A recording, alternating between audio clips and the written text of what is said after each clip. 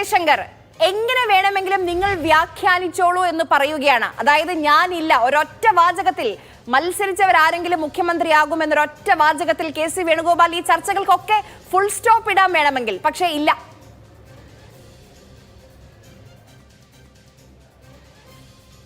നിങ്ങൾക്ക് അങ്ങനെ പല തമാശകളും പറയാം. പുള്ളി അത്ര ബന്ധപ്പെട്ടാണ് ഇവിടെ സ്ഥാനാർത്ഥി നിർണയം നടത്തിയത്. ഈ സ്ഥാനാർത്ഥികളായി വന്ന ആളുകൾക്ക് അത്യാവശ്യം ദ്രവ്യം വിതരണം ചെയ്തത്, എന്തൊക്കെ ബുദ്ധിമുട്ടുകൾ സഹിച്ചാണ് അദ്ദേഹം ഈ സ്ഥാനത്ത് എത്തിയതെന്ന് അറിയാവുന്നവർക്ക് അറിയാം, അദ്ദേഹത്തിനും അറിയാം. അതുകൊണ്ട് മുഖ്യമന്ത്രിയാകാൻ ഞാനില്ല എന്ന് പറയാൻ അദ്ദേഹത്തിന് സാധിക്കില്ല. അദ്ദേഹത്തിന് വലിയ മുതൽ മുടക്കുണ്ട്. അദ്ദേഹം വലിയ അധ്വാനം ഇതിനകത്ത് കഴിച്ചിട്ടുണ്ട്. പല സീറ്റുകളിലും ജയസാധ്യതയുള്ള ആളുകളെ മാറ്റി ഇദ്ദേഹത്തിൻ്റെ സിൽബന്ധികളെ പ്രതിഷ്ഠിച്ചിട്ടുണ്ട്. ഒരു തരംഗത്തിൽ അവരൊക്കെ ജയിച്ചു വരികയാണെങ്കിൽ ആ ആളുകളും പിന്നെ ഇദ്ദേഹത്തിൽ നിന്ന് ദ്രവ്യസഹായം കൈപ്പറ്റിയിട്ടുള്ള ആളുകളൊക്കെ പുള്ളിയുടെ പേര് പറയും. അപ്പോൾ ഒരു ത്യാഗം എന്നുള്ള നിലയ്ക്ക് പുള്ളി ഡൽഹിയിൽ നിന്ന് പറന്ന് തിരുവനന്തപുരത്തെത്തി പാരച്ചൂട്ട് വഴിക്ക് സെക്രട്ടേറിയറ്റിന് മുമ്പിൽ ഇറങ്ങി ഹജൂർ കച്ചേരിയിൽ ചെന്ന് അല്ലെങ്കിൽ രാജ്ഭവനിൽ ചെന്ന് അദ്ദേഹം സത്യപ്രതിജ്ഞ ചെയ്യും. ഇതിപ്പോൾ മാതൃഭൂമി ചാനലിൽ ചർച്ച നടത്തുന്ന ആൾക്കാരും അതിൽ പങ്കെടുക്കുന്ന എന്നെപ്പോലുള്ള ആളുകളും അല്ലല്ലോ തീരുമാനിക്കേണ്ടത്. അതിനൊക്കെ വ്യവസ്ഥാപിതമായ മാർഗമുണ്ടെന്ന് അദ്ദേഹം പറഞ്ഞു. ഈ വ്യവസ്ഥാപിതം എന്നുള്ള സിംഗിൾ ഇൻവെർട്ടഡ് കോമയിലാണ്. വ്യവസ്ഥാപിത മാർഗം എന്ന് വെച്ചാൽ അദ്ദേഹവും അദ്ദേഹത്തിൻ്റെ മുതലാളിയായിട്ടുള്ള ശ്രീ രാഹുൽ ഗാന്ധിയും പിന്നെ രാജമാതാവായിട്ടുള്ള സോണിയാഗാന്ധിയും ചേർന്ന ഒരു കറക്ക് കമ്പനിയാണ്. അവർ തീരുമാനിക്കും മുഖ്യമന്ത്രിയായിട്ട് കെ.സി. വേണുഗോപാലും മതി, വേണുവിനോളം യോഗ്യനായിട്ട് വേറെ ആരും ഇന്നിപ്പോൾ കേരളത്തിലില്ല. അദ്ദേഹം തെരഞ്ഞെടുപ്പിൽ മത്സരിച്ചില്ല എന്നുള്ളത് ശരിയാണ്. എം.പിമാരാരും മത്സരിക്കേണ്ടതില്ല എന്ന് തീരുമാനിച്ചത് ശരിയാണ്. അതുകൊണ്ട് അടൂർ പ്രകാശിനും കൊടിക്കുന്നിൽ സുരേഷിനും എം.കെ. രാഘവനൊന്നും മത്സരിക്കാൻ പറ്റിയില്ല എന്നുള്ളതും സത്യമാണ്. എന്നിരിക്കലും ഇന്നത്തെ നിലയ്ക്ക്, അതായത് തെരഞ്ഞെടുപ്പിൻ്റെ വോട്ടെണ്ണീൻ്റെ പിറ്റേ ദിവസം, അന്നത്തെ നിലയ്ക്ക് കേരളത്തിലെ ഒരു മുഖ്യമന്ത്രിയാകാൻ യോഗ്യനായിട്ട് ഒരാളേ ഉള്ളൂ, അത് കെ.സി. വേണുഗോപാലാണ് എന്ന് അവിടെ നിന്ന് അരുളി ചെയ്യും. ഹൈക്കമാൻഡ് പറഞ്ഞാൽ പിന്നെ അതിന് മീതെ ആർക്കെങ്കിലും വല്ല അഭിപ്രായമുണ്ടോ? ഒരഭിപ്രായമില്ല. ഒരു അഭിപ്രായമായിട്ട് കാര്യമില്ല. കോൺഗ്രസ്സിനെ അറിയാവുന്നവർക്ക് അറിയാം. ശരിയായ സമയത്ത് തെറ്റായ തീരുമാനം എടുക്കാൻ ആ പാർട്ടിയിലുള്ള അത്ര കഴിവ്, അതിൻ്റെ നേതാക്കന്മാർക്കുള്ള പോലെയുള്ള കഴിവും ബിരുദും പ്രാഗൽഭ്യവും വേറെ ഒരു പാർട്ടിക്കും ഇല്ല. അതുകൊണ്ടാണ് പാർട്ടി ഇന്നത്തെ നിലയിലെത്തിയത്. കഴിഞ്ഞ ദിവസത്തെ ശ്രീ രാഹുൽ ഗാന്ധിയുടെ ഒരു പ്രസംഗം നിങ്ങൾ ശ്രദ്ധിച്ചു. പശ്ചിമ ബംഗാളിൽ മമതാ ബാനർജിയുടെ അഴിമതി രൂക്ഷമായതുകൊണ്ടാണ് ബി.ജെ.പിക്ക് അവിടെ ചവിട്ട് ഉറച്ചത് എന്ന്.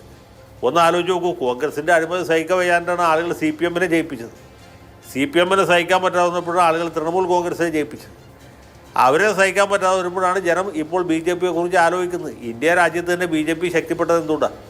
കോൺഗ്രസിൻ്റെ അഴിമതിയും ദുർഭരണവും കാരണമാണ്. അല്ലെങ്കിൽ ഈ കഴിവില്ലാത്ത ആളുകളെ കഴിവുള്ളവരുടെ തലയ്ക്ക് മീതെ കയറ്റി വെക്കുന്നതുകൊണ്ടാണ്. പഞ്ചാബിൽ പ്രഗത്ഭനായ അമരീന്ദർ സിംഗിനെ മാറ്റിയിട്ട് സ്ഥാനത്തേക്ക് ആരെ കൊണ്ടുവന്ന്? അവിടെ വേറെ യോഗ്യന്മാരുണ്ടായിരുന്നു, അവരെയൊക്കെ മാറ്റി നിർത്തിയിട്ട് ചരൺജിത് സിംഗ് ചന്നി എന്ന് പറഞ്ഞൊരു ചങ്ങാതിയെ കൊണ്ടുവന്ന് മുഖ്യമന്ത്രിയാക്കി. അതിൻ്റെ ഫലം എന്തുണ്ടായി? വോട്ടെണ്ണി കഴിഞ്ഞപ്പോൾ കോൺഗ്രസ് തോറ്റുവെന്ന് മാത്രമല്ല, ഈ ചരൺജിത് സിംഗ് ചന്നി തന്നെയും തോറ്റുപോയി. ഇതാണ് കോൺഗ്രസ്. അതുപോലെ രാജശേഖർ റെഡ്ഡി ഹെലികോപ്റ്റർ അപകടത്തിൽ മരിച്ചപ്പോൾ ആ കോൺഗ്രസ് പാർട്ടിയിലുള്ളതിലേക്ക് ഏറ്റവും വന്യവയോധികനായിട്ടുള്ള റോസയ്യയെ മുഖ്യമന്ത്രിയാക്കി.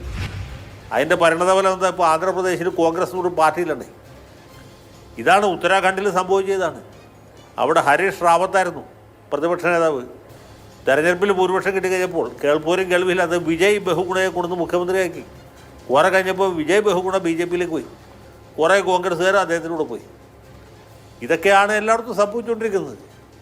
എല്ലാ സംസ്ഥാനങ്ങളിലും ഇത് ആവർത്തിച്ചുകൊണ്ടിരിക്കുകയാണ്.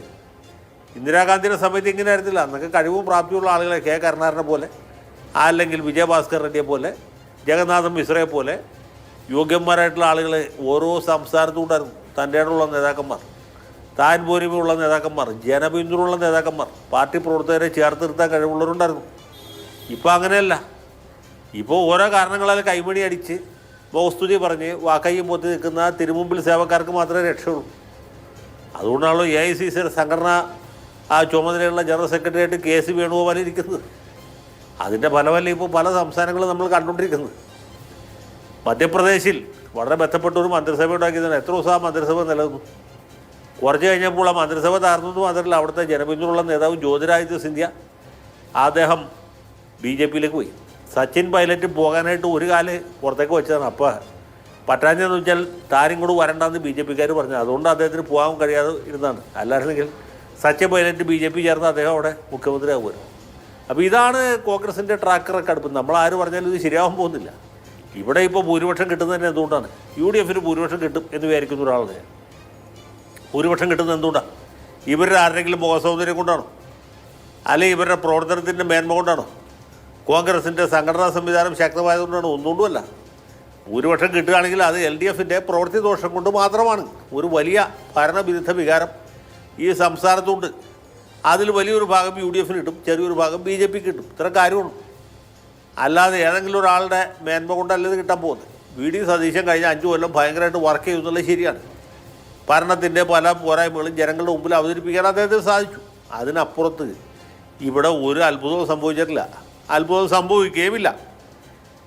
2001 തൊട്ട് ഇങ്ങോട്ടേക്കുള്ള തെരഞ്ഞെടുപ്പുകൾ നോക്കിയാൽ നമുക്കറിയാം കോൺഗ്രസിൻ്റെ സ്ഥിതി എത്ര ദുർബലമാണ് എന്ന്. 2011 കോൺഗ്രസ് ഈ UDFന് ഭൂരിപക്ഷം കിട്ടുമ്പോൾ പോലും അവർ പിടിച്ചു നിന്ന ഈ ലീഗിൻ്റെ പച്ചയിലാണ്. ലീഗ് ശരിയാണ്, അവർക്ക് സംഘടനാ സംവിധാനമുണ്ട്, നേതാക്കന്മാരുണ്ട്, പരിചയസമ്പന്നരും ചെറുപ്പക്കാരുമായ നിരവധി സ്ഥാനാർത്ഥികൾ ഒക്കെ അവർ അവതരിപ്പിച്ചിട്ടുണ്ട്. അതിൽ നിന്നൊരു 20 പേരെ 21 പേരൊക്കെ ചിലപ്പോൾ ജയിച്ചു വരാൻ സാധ്യതയുണ്ട്. അതാണ് ഇവിടെ സംഭവിക്കുന്നത്. മറ്റു പാർട്ടികളിലൊക്കെ കാര്യം വലിയ കഷ്ടമാണ്. ഇപ്പോൾ ഭൂരിപക്ഷം കിട്ടിയാൽ തന്നെ ഇവർക്ക് എങ്ങനെ കൂടി ചോദിച്ചു കൊണ്ടുപോകാൻ കഴിയും? അഴിമതിയില്ലാതെ, കെടുകാര്യസ്ഥതയില്ലാതെ, സാമുദായിക പ്രീണനമില്ലാതെ ഒരു മന്ത്രിസഭയെ എങ്ങനെ മുന്നോട്ട് കൊണ്ടുപോകാൻ കഴിയും? മുഖ്യമന്ത്രി XO YO Z എന്നുള്ളതല്ല കാര്യം, ഭരണം എങ്ങനെ ഉണ്ടാവും എന്നുള്ളതാണ് പ്രധാനം. അപ്പോൾ ഇങ്ങനെ ഒരുപാട് പ്രശ്നങ്ങൾ ഇവിടെ ഉണ്ട്. ഇത് ഭൂരിപക്ഷം കിട്ടുന്നതിന് മുമ്പ് തന്നെ അല്ലെങ്കിൽ കിട്ടുമെന്ന പ്രതീക്ഷയിൽ ഒന്നും തള്ളും അടിപിടിയും തുടങ്ങിയിരിക്കുകയാണ്. അത്രേ ഉള്ളൂ കാര്യം.